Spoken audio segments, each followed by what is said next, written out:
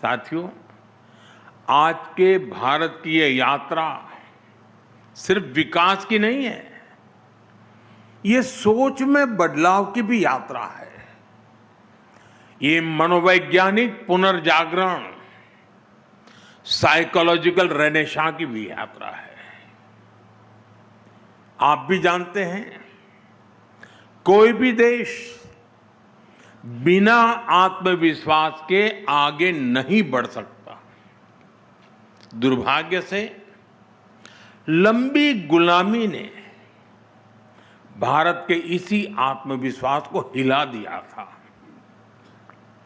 और इसकी वजह थी गुलामी की मानसिकता। गुलामी की ये मानसिकता विकसित भारत के लक्ष्य की प्राप्ति में एक बहुत बड़ी रुकावट है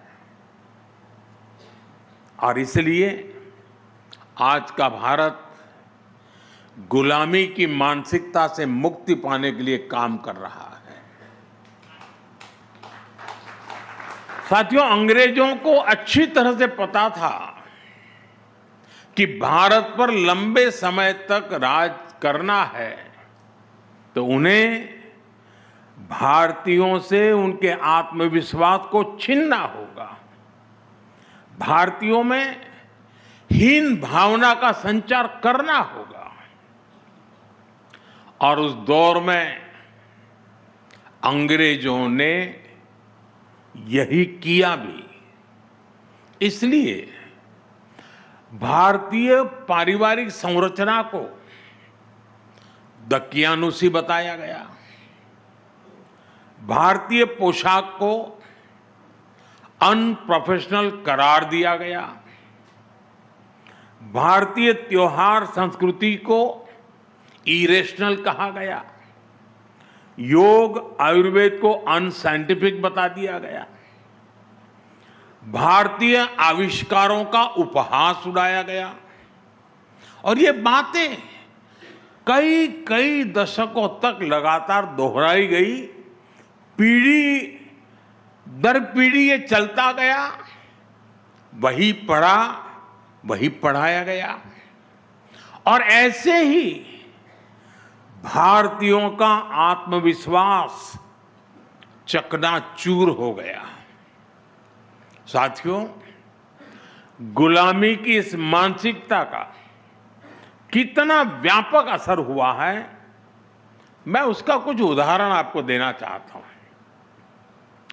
आज भारत दुनिया की सबसे तेजी से ग्रो करने वाली मेजर इकोनॉमी है।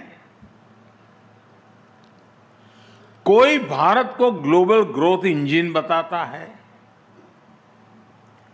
कोई ग्लोबल पावर हाउस कहता है। एक से बढ़कर एक बातें आज हो रही हैं। लेकिन साथियों, आज भारत की जो तेज ग्रोथ हो रही है, क्या कहीं पर आपने पढ़ा, क्या कहीं पर आपने सुना इसको कोई हिंदू रेट ऑफ ग्रोथ कहता है क्या? दुनिया की तेज इकोनॉमी, तेज ग्रोथ कोई कहता है क्या? हिंदू रेट ऑफ ग्रोथ कब कहा गया? जब भारत 2-3% की ग्रोथ के लिए तरस गया था। आपको क्या लगता है, किसी देश की इकोनॉमिक ग्रोथ को उसमें रहने वाले लोगों की आस्था से जोड़ना, उनकी पहचान से जोड़ना, क्या ये अनायास ही हुआ होगा क्या? जी नहीं, ये गुलामी की मानसिकता का प्रतिबिंब था। एक पूरे समाज, एक पूरी परंपरा को अनप्रोडक्टिविटी का, गरीबी का पर्याय बना दिया गया। यानी ये सिद्ध करने का प्रयास किया गया कि भारत की धीमी विकास दर का कारण हमारी हिंदू सभ्यता और हिंदू संस्कृति है।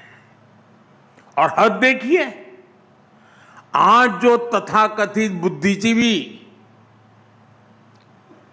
हर चीज में, हर बात में सांप्रदायिकता खोजते रहते हैं, उनको हिंदू रेट ऑफ ग्रोथ में सांप्रदायिकता नजर नहीं आई।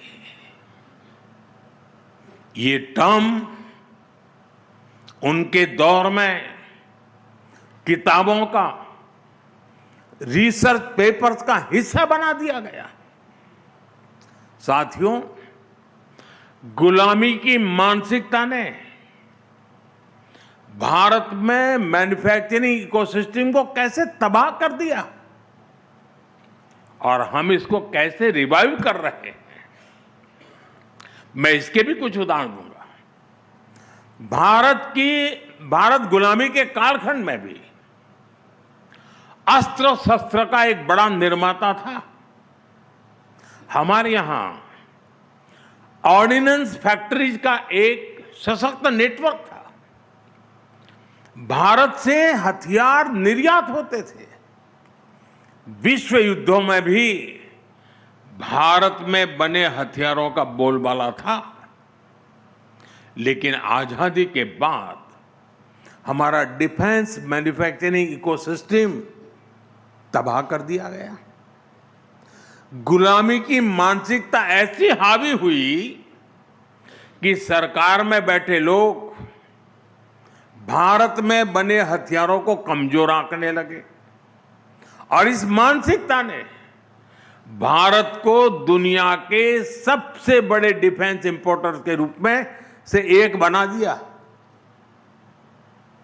साथियों, गुलामी की मानसिकता ने शिप बिल्डिंग इंडस्ट्री के साथ भी यही किया। भारत सदियों तक शिप बिल्डिंग का एक बड़ा सेंटर था। यहां तक कि 5-6 दशक पहले तक, यानी 50-60 पहले, भारत का 40% ट्रेड भारतीय जहाजों पर होता था।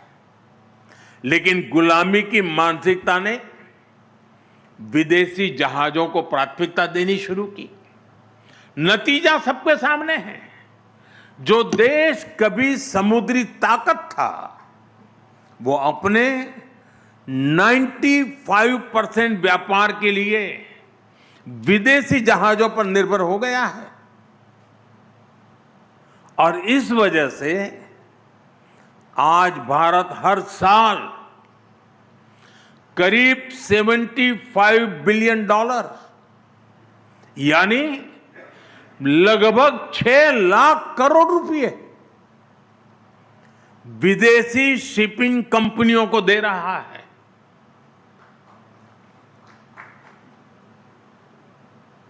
साथियों, शिप बिल्डिंग हो, डिफेंस मैन्युफैक्चरिंग हो, आज हर सेक्टर में गुलामी की मानसिकता को पीछे छोड़कर नए गौरव को हासिल करने का प्रयास किया जा रहा है।